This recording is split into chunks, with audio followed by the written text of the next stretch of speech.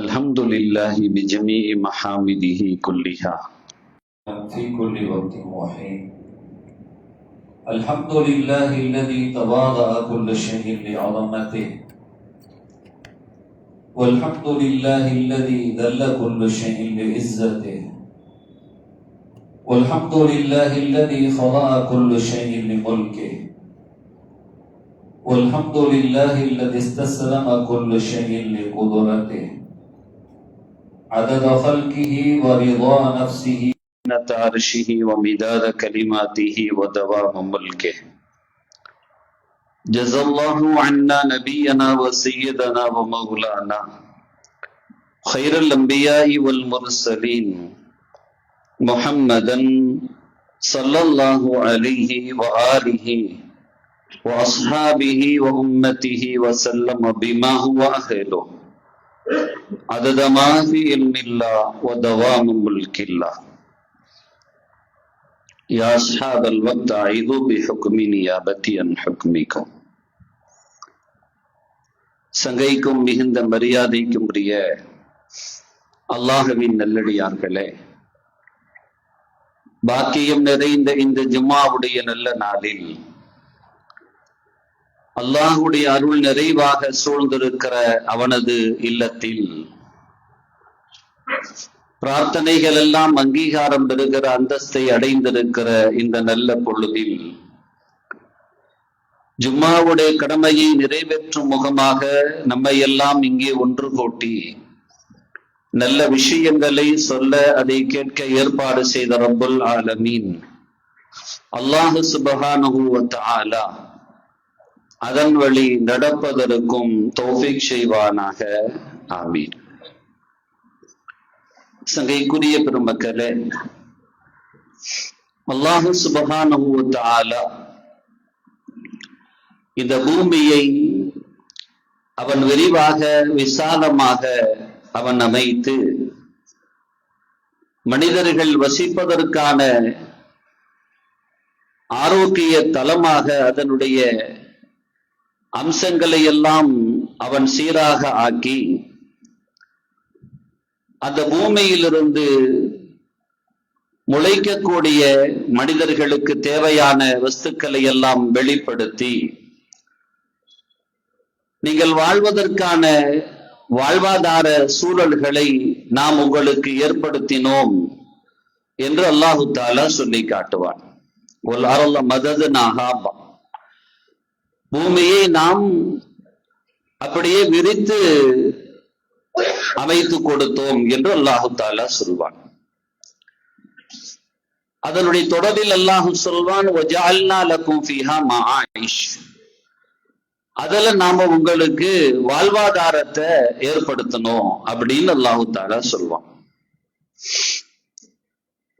வ இம்மின் ஷைஇன் இல்லா இந்தனா கஸாயினுஹு, ஒவ்வொரு பொருள் இருக்கு இல்லையா, அதனுடைய பொக்கிஷம் நம்ம கிட்ட இருக்குது, அதை நாம எவ்வளவு தேவையோ அவ்வளவுக்கு வெளிப்படுத்துவோம்னு சொல்லுவான். ஒமா நுனஸ்ஸிலுஹு இல்லா பிகதரின் மஅலூம், தேவைக்கு தகுந்த மாதிரி நம்ம இறக்கி வைப்போம்னு சொல்லுவான். வானத்தில் எடுக்கப்படுகிற அந்த மேகங்கள் கூட அதுல எவ்வளவு நீர் தேவையை நாம சேர்த்து வச்சுக்கிட்டு உங்களுடைய தேவைக்கு நாம இறக்கி கொடுப்போம்னு அல்லாஹு தாலா இன்னொரு இடத்துல சொல்லுவான். இப்படி அல்லாஹு தாலா இந்த உலகத்துல நமக்கான எல்லா சூழல்களையும் சாதகப்படுத்தி தந்திருக்கிறான். நாம் அவனது கட்டளைக்கு அகப்பட்டிருக்க வேண்டும், அவ்வளவுதான். அல்லாஹு சுப்ஹானஹு வ தஆலா இந்த பூமியில அவன் நினைச்சிருந்தான்னா நமக்கு அவன் புறம்பிருந்தே நேரடியாக ரிஸ்க கொடுத்து நம்மளை வாழ வைத்திருக்க முடியும். அப்படி இல்லாம அல்லாஹு தாலா நமக்கு புத்தியை கொடுத்து ஆற்றலை கொடுத்து வலிமையை கொடுத்து நீங்க உழைச்சி சாப்பிடுங்க அப்படின்னு அல்லாஹு தாலா நமக்கு கட்டளை இடுறான். அதனாலதான் வணக்கத்திற்கு எப்படி நேரம் ஒதுக்குவது கடமையோ அதே மாதிரி உழைப்புக்கு நேரம் ஒதுக்குறது கடமைன்னு அல்லாஹு தாலா நமக்கு கட்டளை பிறப்பிப்பான். இறைமறை குர்ஆன் நாம் ஜும்மாவுடைய நாள்ல அதிகமாக கேட்கக்கூடிய வாசகம் வசனமும் கூட ஃபைதா குதியத்திஸ் ஸலாத்து, தொழுகை நிறைவு செய்யப்பட்டால் முடிஞ்சிடுச்சுன்னு சொன்னா ஃபன்தஷிரு ஃபில் அர்தி, இந்த பூமியில் நீங்கள் விரைந்து செல்லுங்கள் அப்படிங்கிறான். நாம விரைஞ்சு போறது அப்படிங்கிறது இறை பொருளை தேடுவதற்காக, அருளை தேடுவதற்காக அப்படி கலைந்து செல்லுதலும் ஒரு இபாதத். ஃபன்தஷிரு ஃபில் அர்தி வப்தகு மின் ஃபضலில்லாஹ் அப்படிங்கிறான். அல்லாஹ்வுடைய ஃபضலை தேடி விரைஞ்சு போங்க அப்படிங்கிறான். இந்த ஆயத்தின் பின்னணியில் பெருமக்கள் ஜும்மாவுடைய நாள்ல வியாபாரம் செய்யலாமா அப்படின்னு ஒரு கேள்வியை எழுப்பிட்டு அதற்கு பதிலாக தருகிற பொழுது இந்த ஆயத்தை போட்டு இப்படி சொல்லுவாங்க, ஜும்மாவுக்கு முன்னால செய்யறத அப்படிங்கிறத நிறுத்திக்கங்க, ஜும்மாவுக்கு பின்னால செய்வத நீங்க வளமையாக்கிக்கங்க. ஜும்மாவுக்கு பின்னால செய்யற வியாபாரத்துல தனி பரக்கத்து உண்டு அப்படிம்பா. ஏன்னா அல்லாஹ் தஆலா இந்த கட்டளை இடுவதால் அந்த நேரத்துல சில பெருமக்கள் இப்படியே ஜும்மா முடிச்சுட்டு போய் அவர்களுடைய வியாபார ஸ்தலத்துல உட்கார்ந்துட்டு இந்த ஆயத்தை ஓதி அல்லாஹ்ட்ட கேட்பாங்களாம். ஃபைதா குதியத்திஸ் ஸலாத்து ஃபன்தஷிரு ஃபில் அர்தி வப்தகு மின் ஃபضலில்லாஹ் அப்படின்னு ரஹ்மானே நீ சொல்லி இருக்கிறீங்க. நான் இதை தொழுகையை முடிச்சு ஜும்மாவை முடிச்சுட்டு இப்ப நான் நீ சொன்ன கட்டளை அடிப்படையில் இந்த இடத்துல நான் உட்கார்ந்து இருக்கிற, உன் ஃபضலை எனக்கு திறந்து கொடு என்று கேட்பார்களாம். அல்லாஹ்விடத்தில் வெற்றி வாகை சூடினார்கள்னு பதியப்படும். சரித்திரங்கள் அப்படி பதிவு செய்து வைக்கிறது பெருமக்களின் வார்த்தைகளை. நபிகள் நாயகம் ரசூலுல்லாஹி ஸல்லல்லாஹு அலைஹி வஸல்லத்தின் ஒரு மொழியை அப்துல்லா ரலியல்லாஹு அன்ஹு அவர்கள் இந்த ஆயத்தின் பின்னணியில் இப்படி பதிவு செய்து தருவார்கள். தலபுல் ஹலாலி ஃபரீலத்துன் பஅதல் ஃபரீலா, ஹலாலான ரிஸ்க் தேடுறது இருக்கு இல்லையா, ஃபர்லுக்கு அடுத்த ஃபர்லு அப்படிம்பாங்க. ஃபர்லுக்கு அடுத்த ஃபர்லுன்னா என்ன? முதல் ஃபர்லுங்கிறது நீ அல்லாஹ்வுக்கு கட்டளை, அல்லாஹ்வுடைய கட்டளைக்கு கட்டுப்படுவது தொழுகை அப்படின்னு அல்லாஹ் தஆலா சொல்லிட்டான். அப்ப அந்த தொழுகை எப்படி ஃபர்லோ, எப்படி அல்லாஹ்வுக்கு செய்யற ஃபர்லுங்கிறது ஒரு கடமை இருக்கு நீ நினைச்சிருக்கிறியோ, அந்த ஃபர்லுக்கு அடுத்த ஃபர்லாக எடுத்துக்கொண்டால் உன் வாழ்வாதாரத்தை தேடுவது இது பஅதல் ஃபரீலா அப்படிம்பாங்க. ரசூலுல்லாஹி ஸல்லல்லாஹு அலைஹி வஸல்லம் அவர்கள் சொல்லி காட்டுகிற அந்த ஹதீஸை நாம் பார்க்க முடிகிறது. ஆயிஷா ரலியல்லாஹு அன்ஹா அவர்கள் சொல்வார்கள், கான அஸ்ஹாபு ரசூலில்லாஹி ஸல்லல்லாஹு அலைஹி வஸல்லம் உம்மால அன்ஃபுஸிஹிம், ரசூலுல்லாஹ்வுடைய தோழர்கள் இருக்கிறாங்க இல்லையா, அவங்க எல்லாருமே உம்மால அன்ஃபுஸிஹிம், அவர்கள் சுய தொழில் செய்யக்கூடியவர்களாக இருந்தார்கள். அந்த அளவுக்கு அவங்க கிட்ட அந்த ஆர்வம் இருந்தது. அதனால்தான் நம்ம சரித்திரங்களை, ஹதீஸ் சஹாபிகளுடைய சரித்திரங்களை பார்க்கிற பொழுது நமக்கு ஒரு உண்மை புலப்படும். மக்காவிலிருந்து மதீனாவுக்கு வந்த தோழர்கள், உங்களுக்கு என்ன வேண்டும், அதற்கு நாங்கள் எங்கள் சரி நிகரை தருகிறோம், எங்க சொத்துல நாங்க சரி பாதியை உங்களுக்கு தந்துடுறோம்னு சொல்லும் பொழுது கூட அவங்க ஓசையில திங்க ஆசைப்படவே இல்லை. சரிதான், பாதிதான் கிடைக்குது, பேசாம உட்கார்ந்துருவோம்னு சொல்லிட்டு இன்னைக்கு நிறைய பேரு அவங்க பெற்றோர்கள் வாங்கி வைச்ச சொத்து அப்படின்னு இருந்தா அந்த வாடகை வசூல் பண்ணி தின்னே நம்ம காலத்தை ஓட்டியெல்லாம் நிறைய பேர் இருக்கிறாங்க. இன்னைக்கு அதிகமா அதான் அப்படித்தான் யார்கிட்ட கேட்டாலும் என்ன சொல்லுவா, இந்த வாடகை வசூல் பண்ணி இதுக்கு பேர் உழைப்பா? நீங்க எவ்வளவு பேருக்கு வேலையை கொடுத்தீங்க, அதுல இருந்து அத்தனை எவ்வளவு பேருக்கு பையனாக நடந்து கொண்டீர்கள். வாடகை வசூல் பண்ணி அது வரும், ஆனா அதுதான் பொழப்பா அப்படின்னா அப்படி இருக்கக்கூடாது. சஹாபிகள் அப்படி உள்ள ஆட்கள் கிடையாது, அப்படி வாழ்ந்த ஆட்களும் கிடையாது. உடல் உழைப்புங்கிறது ரொம்ப அவசியம். கான உம்மாலு அன்ஃபுஸிஹிம், உடலால் உழைத்து சாப்பிடுவார்கள், உட்கார்ந்த இடத்துல சாப்பிட்ட ஆட்கள் கிடையாது சஹாபிகள். சரிவாதிய தாரோங்கிறாங்க. ரசூலுல்லாஹ் தோழமை உருவாக்கி விட்டார்கள், அப்படி அழகான கூட்டம் உருவாக்கிட்டாங்க. சஹாபிகள் சொல்றாங்க, நீங்க சும்மா இருங்க, உங்களுக்கு பாதையை தந்துடுறோங்கிறாங்க. நேரம் வந்தாங்க, இங்க பாருங்க, இவ்வளவு நீங்க தர்றேன்னு சொன்னது பெரும் மனதோட அதை நான் ஆமோதிக்கிறேன், நீங்க தந்த மாதிரியே வச்சுக்கங்க அப்படின்னு சொல்லிட்டு, எங்களுக்கு இந்த கடை வீதி எங்கன்னு கொஞ்சம் காட்டுங்களேன், வியாபார ஸ்தலம் எங்க இருக்கு அதை மாத்திரம் எங்களுக்கு காட்டுங்கன்னாங்க. நேராக அங்க போனாங்க, வியாபாரம் செஞ்சாங்க, அதில் பெரும் பொருள் ஈட்டினார்கள், அற்புதமான முறையில் தீனுக்கும் சேவையாற்றினார்கள், தீனிலையும் குறை இல்லாம வாழ்ந்தாங்க, அழகான வாழ்க்கையை வாழ்ந்தாங்க. அவங்க ரிஸ்த அஸ்திவாரம் தான் இன்னைக்கு வரைக்கும் அல்லாஹு சுப்ஹானஹு வ தஆலா அந்த இஸ்லாமிய ஒரு கண்ணியத்தை நிலைநாட்டி வச்சான். அப்படி உள்ள பாரம்பரியமாக நாம் இருக்கணும். ஒக்கான எப்பூடலகும் அருவாகும், எந்த அளவுக்கு அவங்க கிட்ட உழைப்பு இருந்ததுன்னு ஆயிஷா ரலியல்லாஹு அன்ஹா அவர்கள் பதிவு செய்கிற ஹதீஸை பார்க்கிறோம். இமாம் புகாரி ரஹிமஹுல்லாஹ் ஸஹீஹுல் புகாரி என்ற ஹதீஸை கொண்டு வராங்க. ஒக்கான எப்பூடலகும் அருவாகும், உழைத்த சஹாபி, அந்த சஹாபிகளின் அவர்கள் உழைத்தார்கள், அந்த உழைப்பின் அடையாளமாக அவங்களும் வருவாங்க, வியர்வைகள் அவர்களுடைய மேலியிலிருந்து வீசும், அப்படிதான் வருவாங்க. ஃபகீல லஹும், சொல்ற அளவுக்கு ஆயிடுச்சு அவர்களிடத்தில், லபிகத செல்தும், குளிச்சுட்டு வாங்கல அப்படின்னு சொல்ற அளவுக்கு அவர்கள் உழைப்பாளிகளாக இருந்தார்கள். நல்ல உழைச்சி உயர்வையா ஊத்தி வரும், அப்படி வருவாங்க அந்த சஹாபிகள். அப்ப ஆரோக்கியமாக அவர்களால் வாழ முடிந்தது. ஸல்லல்லாஹு அலைஹி வஸல்லம் சொன்னார்கள், மா அகல அஹதுன் தஆமன் தத்து கைரல் லஹு மின் ஐ யஅகுல மின் அமலி யதிஹி. ஒரு மனிதன் சாப்பிடுற சாப்பாட்டிலேயே சிறந்த உணவு எது அப்படின்னு சொன்னா அவன் கையால் உழைத்து சாப்பிடுவது. ஏதாச்சும் அவன் கையால சின்னதாக உழைக்கணும். உழைப்பில்லாமல் சாப்பிடுவதை ரசூலுல்லாஹி ஸல்லல்லாஹு அலைஹி வஸல்லம் வெறுத்தார்கள். அப்துல்லாஹ் இப்னு அப்பாஸ் ரலியல்லாஹு அன்ஹு அவங்க சொல்லி காட்டுவாங்க, நபியினா ஆதம் அலைஹிஸ்ஸலாத்து வஸ்ஸலாம் அவர்கள் உழுது உண்ணக்கூடியவர்களாக இருந்தார்கள். அவங்க அப்படி விவசாயம் செய்யக்கூடியவர்களாக இருந்தார்கள். நூஹு அலைஹிஸ்ஸலாத்து வஸ்ஸலாம் அவர்கள் தச்சராக அவர்கள் இந்த உலகத்தில் அவங்கதான் முதல்ல கப்பலை உருவாக்குனது, தச்சராக அவர்கள் வாழ்ந்தார்கள். இத்ரீஸ் அலைஹிஸ்ஸலாத்து வஸ்ஸலாம் அவர்கள் ஆடை தொழிலாளியாக வாழ்ந்தார்கள். இப்ராஹிம் அலைஹிஸ்ஸலாம், லூத் அலைஹிஸ்ஸலாம் அவர்கள் ஸராஅத்ங்கிற அந்த விவசாயம் செய்யக்கூடியவர்களாக வாழ்ந்தார்கள். சாலிஹ் அலைஹிஸ்ஸலாம் பெரிய வியாபாரியாக இருந்தார்கள். தாவூத் அலைஹிஸ்ஸலாம் அவர்கள் ஹத்தாத்ங்கிற இரும்பு தொழிலாளியாக அவர்கள் இருந்தார்கள். அல்லாஹ் அவங்களுக்கு அதை வசப்படுத்தி கொடுத்திருந்தான். இரும்பு அப்படியே கையால பிடிச்சா அப்படியே உருகிடும், அப்படிப்பட்ட வலிமையை கொடுத்திருந்தான். அப்படி அவங்க அல்லாஹ் என்ன பாக்கியத்தை கொடுத்தாங்கன்னோ அந்த பாக்கியத்தை அவர்கள் தன்னுடைய உழைப்பில் காட்டினார்கள்.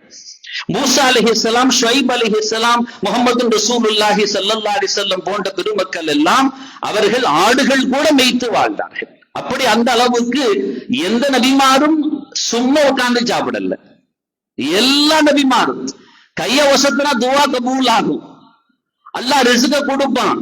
ஸல்லல்லாஹு அலைஹி வஸல்லம் வாழ்க்கையில நீங்க ஹதீஸ்கள்ல பாத்தீங்கன்னா தெரியும், பல நாட்கள் உணவே சாப்பிடாம வாழ்ந்திருக்கிறாங்க. பல நாட்கள் உழைக்கிறது எதுக்குங்க உழைக்கிறோம், சாப்பிடத்தானே உழைக்கிறோம். ரசூலுல்லாஹ் பல நாள் உணவே இல்லாம இருந்திருக்கிறாங்க. அதை பார்த்து சஹாபிகள் இருந்து சாப்பிடாம இருந்ததை பார்த்து, என்ன நீங்க எல்லாம் சாப்பிடாம இருக்கிறீங்க, பலகீனமா இருக்கிறீன்னு கேட்கும் பொழுது, நாங்களும் நோன்பு வைக்கிறோம். நாங்க என்ன நோன்பு வைக்கிறீன்னு நாங்க, நீங்க நோன்பு வச்சிருந்த பார்த்து நாங்களும் நோன்பு வைக்கிறோம். நாங்க ஐயுக்கும் மித்திலி, நாங்க புகாரிலே ஹதீஸ்ல இடம்பெறும், ஐயுக்கும் மித்திலி, என்ன போல உங்கள யார் இருக்கிறா, ஏன்னா நீங்க என்ன பார்த்து நோன்பு வைக்கிறேன்னு சொல்றீங்க, நீங்களாம் அப்படி வைக்க கூடாது அப்படின்னு சொல்லிக்கிட்டு, ஏன்னா சாப்பிடுறதே இல்லை, சகரும் சாப்பிடுறது இல்லை, இஃப்தாரும் சாப்பிடுறது இல்லை, எப்படி நோன்பு வைக்க முடியும்? சஹாபிகள் வச்சாங்க, ரசூலுல்லாஹ் வைத்ததை பார்த்து. அப்ப இப்ப இந்த ஹதீஸை பார்க்கும்போது ரசூலுல்லாஹ்வால 3 நாள் சாப்பிடாம இருக்க முடியுது, 3 நாள் இல்ல, தொடர்ந்து அப்படியே போகுது. அவங்க நினைச்சாங்கன்னா சாப்பிடாம இருக்க எழுதில்ல, உழைக்காமல் இருந்திருக்கலாமே, இல்ல உழைத்து உண்க வேண்டும் என்றார்கள் ரசூலுல்லாஹி ஸல்லல்லாஹு அலைஹி வஸல்லம் அவர்கள். சையதுனா உமர் இப்னு கத்தாப் ரலியல்லாஹு அன்ஹு அப்படியே வருவாங்க, பாப்பாங்க, யாராச்சும் பள்ளியில உட்கார்ந்து இருப்பாங்க. அப்படி உட்கார்ந்து இருக்கிறத ஆளை பார்த்து, இங்க வாங்க, என்ன இங்க உட்கார்ந்துட்டு இருக்கிறீங்க அப்படின்னு கேட்பாங்க. இல்ல சும்மா உட்கார்ந்துட்டு இருக்கிறோம் அப்படிம்பாங்க. அப்ப உடனே உமர் ரலியல்லாஹு சொல்லுவாங்க, சும்மா இருந்த இடத்துல உட்கார்ந்துட்டு அல்லாஹும்ம ரிஸ்குனி அல்லாஹும்ம ரிஸ்குனி, யா அல்லாஹ் எனக்கு ரிஸ்க கொடு இப்படி எல்லாம் கேட்டுட்டு இருக்க கூடாது. அலிமா அன்ன சமா லா தும்தரு ரஹபன் வலா ஃபில்லா, தெரியும்ல வானம் தங்கத்தையும் வெள்ளியும் பொழியாது, போ சம்பாதி, உழைச்சு சாப்பிடு. இங்க உட்கார்ந்துக்கிட்டு அல்லாஹும்ம ரிஸ்குனி அல்லாஹ் கொட்டுவான்னு நினைச்சுக்கிட்டியா?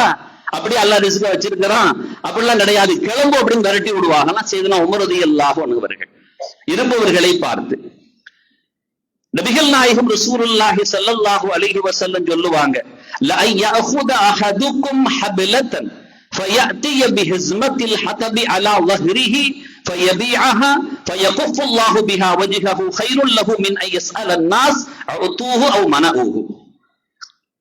தருவானா மாட்டானா, மக்கள்கிட்ட போய் யாசிக்கிறான்னு வைங்க, தருவானா மாட்டானா இப்படின்னு போய்கிட்டு அடுத்தவர்களிடம் போய் கையேந்தி யாசிக்கிறத விட உன் முதுகுல விறக சுமந்துகிட்டு உன் கண்ணியத்தை காப்பாற்றி வாழுதல் தான் சிறந்தது அப்படின்னா.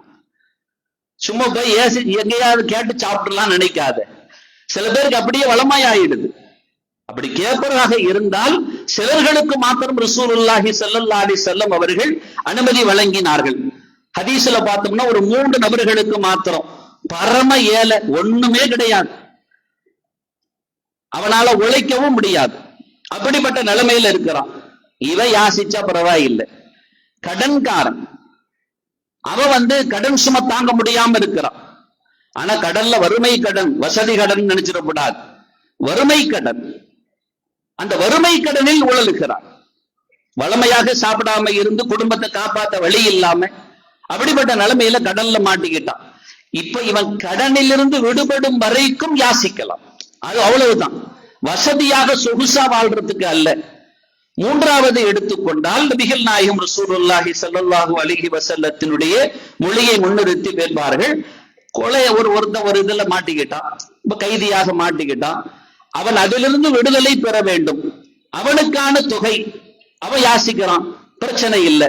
இவர்களை கடந்து வேறு யாரும் யாசிப்பதை இஸ்லாம் ஆதரிப்பதே கிடையாது. ஸல்லல்லாஹு அலைஹி வஸல்லம் சொல்லுவாங்க, அல் யதுல் உல்யா கைரும் மின் யதிஸ் சுஃபலா. யாசிக்கிற கையை விட கொடுக்கிற கை தான்ப்பா சிறந்தது. வபதஅ பிமன் தஊலு வ கைரு ஸதகத்தி அல் லஹரி கினா. நீ வழங்கிக்க, ஸல்லல்லாஹு அலைஹி வஸல்லம் சொல்றாங்க, நீ தேவையற்றவனாக வாழ்வதை பழகி கொள்ளுப்பா. உமை யஸ்தஅஃபிஃபு யுஅஃபஹுல்லாஹ். யாரு பத்தினித்தனமா வாழ ஆசைப்படுறான முதல்ல அவங்கிட்ட அந்த ஆசை இருக்கணுங்கிறாங்க ஸல்லல்லாஹு அலைஹி வஸல்லம்.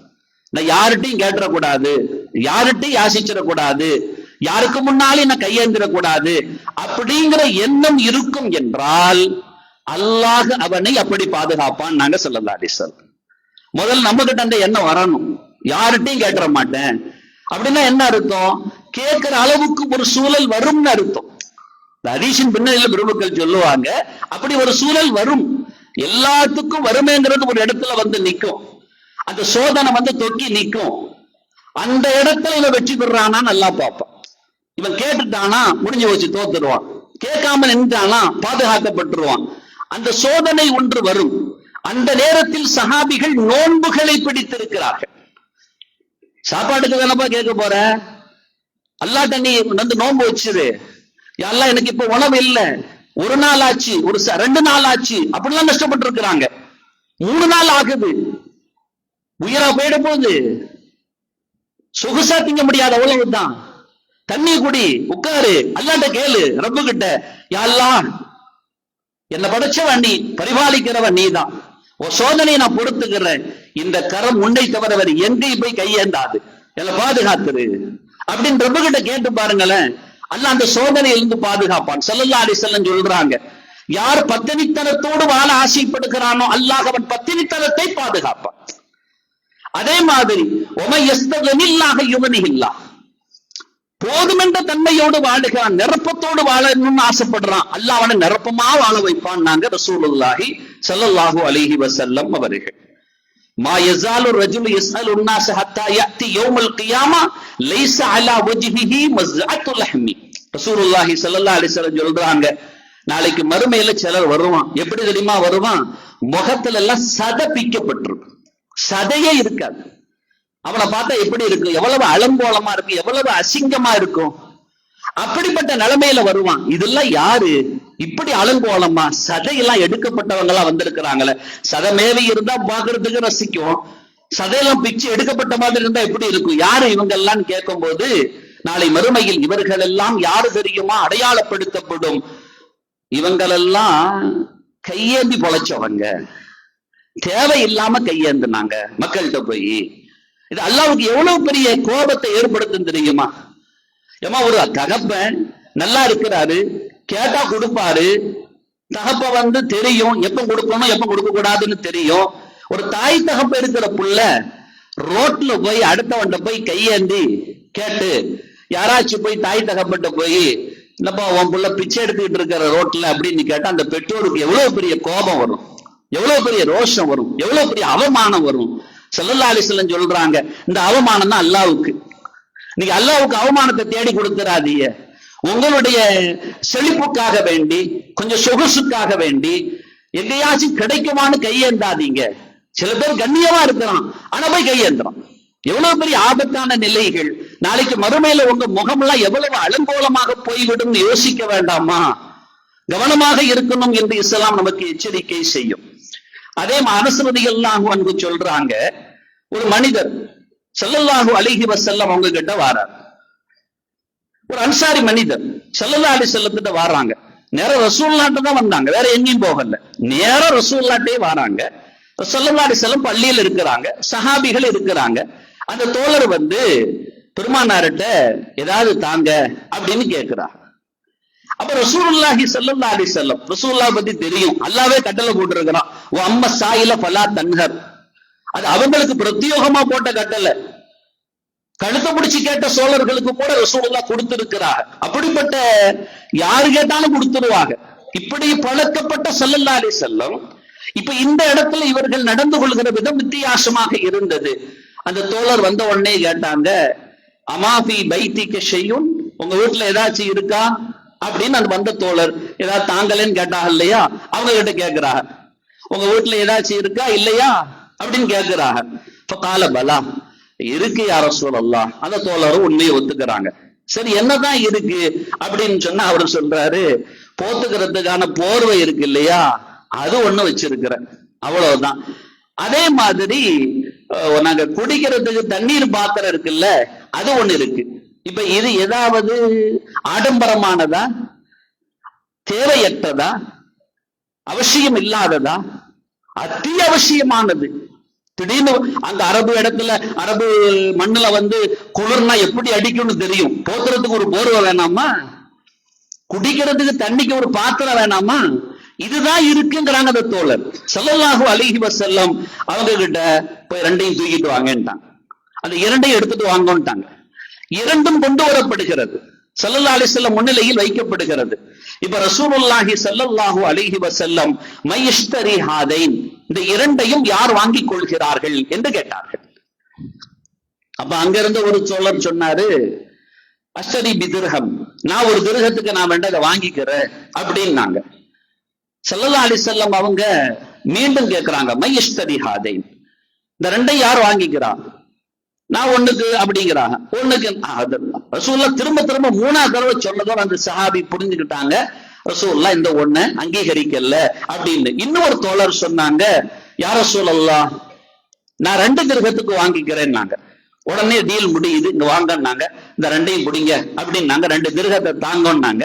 2 திர்ஹத்தையும் கேட்ட சஹாபியுடைய கையில் கொடுத்து, ஒரு திர்ஹத்துக்கு இப்ப பசிக்கும் இல்லையா, அதுக்கு தானே வந்தீங்க பசிக்குதுன்னு சொல்லிக்கிட்டு, இப்ப பசிக்கும் இல்லையா, அதுக்கு போய் ஏதாச்சும் வாங்கிட்டு போய் வீட்டுல சாப்பாடு கொடுத்துருங்க. இன்னும் ஒரு திர்ஹத்துக்கு ஒரு கோடாரி வாங்கிட்டு வாங்கன்னாங்க. நேரா போனார் அந்த தோழர். சந்தையில ஒரு கோடாரி கிடைத்தது. ஒரு கோடாரி மட்டும் கிடைத்தது. அந்த இரும்பு துண்டு இருக்கு இல்லையா, அது மாத்திரம் கிடைச்சது. கொண்டு வந்தாங்க. ஸல்லல்லாஹு அலைஹி வஸல்லம் சொன்னாங்க, இதுக்கு ஒரு கட்டை ஒண்ணு அடிச்சு கொடுக்கணும். யார் அடிச்சு கொடுக்குறா? ஒரு தச்சர் வந்தாரு, நான் அடிச்சு கொடுக்குறேன் அப்படின்றாரு. ஆமா, ஒரு கட்டை அடிச்சு கொடுங்கன்னாங்க.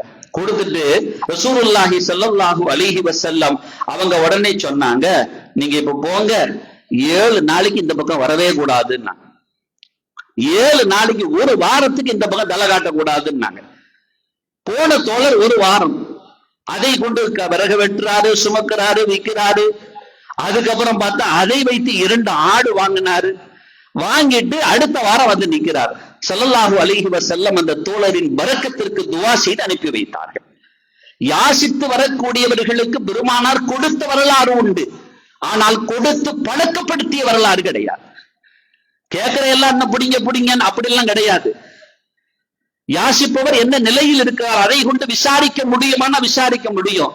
சில பேர் கேட்டாலே கோவப்பட்டுருவாங்க, உங்ககிட்ட ஒண்ணும் இல்லையா, என்ன விஷயம், என்ன ஏதுன்னு கேட்டா, இந்த தர்றேன்னா தாங்க, இல்லைன்னா விட்டுருங்க, சும்மா இதெல்லாம் நோண்டெல்லாம் கேட்காதீங்க அப்படின்னு ஏதோ தேவையில்லாததை கேட்கிற மாதிரி வருவாங்க.